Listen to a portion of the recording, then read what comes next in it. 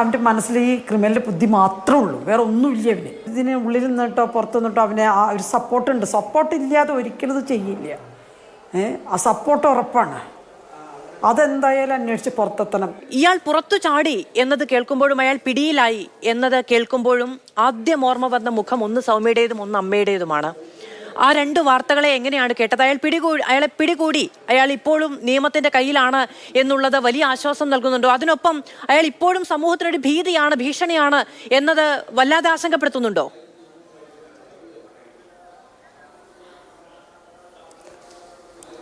അവൻ ജയിലിൽ ചാടി എന്നുള്ള വിവരം രാവിലെ അറിഞ്ഞപ്പോൾ തന്നെ നമ്മുടെ മനസ്സിൻ്റെ ഉള്ളിൽ വല്ലാത്തൊരു ആദ്യമായിരുന്നു.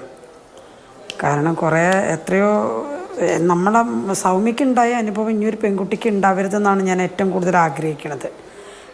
ഇനിയൊരു അമ്മ ഇതുപോലെ കരയാനൊരു വഴി ഉണ്ടാവരുതെന്ന് ആഗ്രഹിക്കുന്ന ഒരാളാണ്. അപ്പോഴാണ് ഇപ്പോൾ അങ്ങനെ ഈ 15 കൊല്ലമായിട്ട് ഞാൻ പറഞ്ഞുകൊണ്ട് വന്നിട്ടും ഇതിൻ്റെ ഇടയിലാണ് ഇപ്പം ഇവൻ്റെ ജയിലിൽ ചാടി എന്നുള്ളത് ന്യൂസ് ഇന്ന് രാവിലെ അറിയണത്. അപ്പോൾ അത് വലിയൊരു ഒരിക്കലും ഉൾക്കൊണ്ടു പോകാൻ പറ്റാത്തതാണ്. കാരണം നമ്മൾക്ക് പെൺകുട്ടികളെ കുറിച്ച് ഓർത്തിട്ടാണ് അവന് എന്ത് ചെയ്യണമെന്നറിയാത്തൊരു ക്രിമിനലാണ്. അങ്ങനത്തെ ഒരുത്തൻ ജയിലിൽ ചാടി എന്ന് പറഞ്ഞാൽ ഉള്ളൊരു എത്ര അമ്മമാരുടെ മനസ്സിലുണ്ടാവും. അപ്പം അതൊരു വലിയ പറയൂ. അല്ല, അത് തന്നെയാണ് ഞാനും പറഞ്ഞത്. എത്ര അമ്മമാരുടെ മനസ്സിലുണ്ടാകും ഇയാൾ ജയിലിൽ ചാടി നിയമത്തിന്റെ കണ്ണിൽ നിന്ന് കണ്ണ് വെട്ടിച്ച് നടക്കുന്ന സമയത്ത് ഏതിരയായിരിക്കും ഗതികെട്ട സമയത്ത് ഇയാളുടെ മുന്നിൽ പോയി പെടുക എന്നുള്ളതായിരുന്നു എല്ലാവരുടെയും ഭയം. അതെ, ആ ഒരു ഭയപ്പാട് തന്നെയാണ് ഇത്.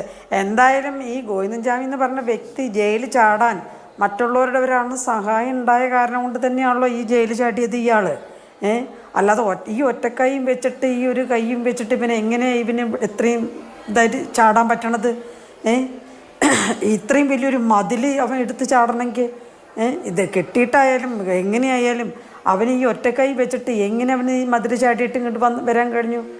അതിന് പിന്നിലൊരാളില്ലാതെ ഒരിക്കലും അത് സംഭവിക്കില്ല. എത്രയോ പോലീസുകാരെ പിന്നെ വേണ്ടിയിട്ട് കാവൽ നിർത്തിയിട്ടുണ്ട്. അതിനുള്ളിൽ ജയിലിനുള്ളിൽ എത്ര പോലീസുകാരിയ്ക്കുന്നു. അവരുടെ എല്ലാം കണ്ണ് വെട്ടിയിട്ടാണ് അവൻ ഇത്രയൊരു കാര്യം ചെയ്തത്. അപ്പം അതിനുള്ള തക്കതായ ഒരാൾ ഇതിന് ഉള്ളിൽ നിന്നിട്ടോ പുറത്തു നിന്നിട്ടോ അവന് ആ ഒരു സപ്പോർട്ടുണ്ട്. സപ്പോർട്ട് ഇല്ലാതെ ഒരിക്കലും ഇത് ചെയ്യില്ല. ആ സപ്പോർട്ട് ഉറപ്പാണ്. അതെന്തായാലും അന്വേഷിച്ച് പുറത്തെത്തണം. പിന്നെ ഈ ഗോവിന്ദൻചാമിനെ പിടിച്ചു എന്ന് പറഞ്ഞപ്പം അതിലും വലിയൊരു ആശ്വാസമാണ്.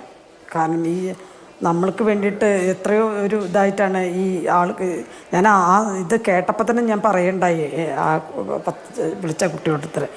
പിന്നെ എന്ത് വന്നാലും ഈ കണ്ണൂർ ഇന്ന് ഇവൻ ജയിലിൽ ചാടി പറഞ്ഞ ഒരുപാട് ജനം എന്നെ വിളിച്ചിട്ട് കണ്ണൂരിൽ നിന്ന് സംസാരിക്കണതും നമ്മളോട് ഓരോ കാര്യങ്ങൾ അന്വേഷിക്കണതാണ്.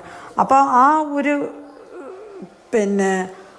ഒരു ഇതിൽ ഞാൻ വിചാരിച്ചതെന്ന് വെച്ചിട്ടുണ്ടെങ്കിൽ ഇവനെ കണ്ണൂരുള്ള ആൾക്കാർ പിടിക്കും. അതാണ് എൻ്റെ ഒരു വിശ്വാസം. പിന്നെ ജയിലിൽ ചാടി എന്ന് പറഞ്ഞപ്പോഴത്തേനും വലിയ ഉദ്യോഗസ്ഥന്മാർ ഓടിയില്ല ഇതിൻ്റെ പിന്നാലെ, എല്ലാവരും ഓടുകയല്ല ഇതിൻ്റെ പിന്നാലെ. അവൻ എവിടെയും പോകാനൊരു വഴിയില്ല. കണ്ണൂർ വിട്ടവൻ പോവില്ല.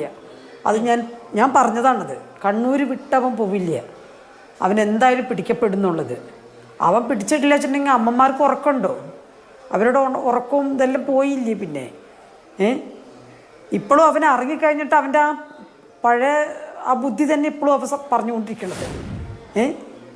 അതൊരിക്കലും തീരാത്ത ഒരു മനസ്സാണ് അവന്. അവൻ്റെ മനസ്സിൽ ഈ ക്രിമിനലിൻ്റെ ബുദ്ധി മാത്രമേ ഉള്ളൂ, വേറെ ഒന്നുമില്ല അവന്. അത് സത്യമാണ്. കാണാമെന്ന് മാധ്യമപ്രവർത്തകരോട് കൈവീശി പോകണമെങ്കിൽ ഇപ്പോഴും എത്രത്തോളം ധാർഷ്ട്യം, എത്രത്തോളം മൃഗീയമായ മനോഭാവം അയാൾക്കുണ്ട് എന്നുള്ളതിനെ സംബന്ധിച്ച് നമുക്ക് എല്ലാവർക്കും ആശങ്കയുണ്ടാകുന്ന ഒരു കാര്യം കൂടിയാണ്.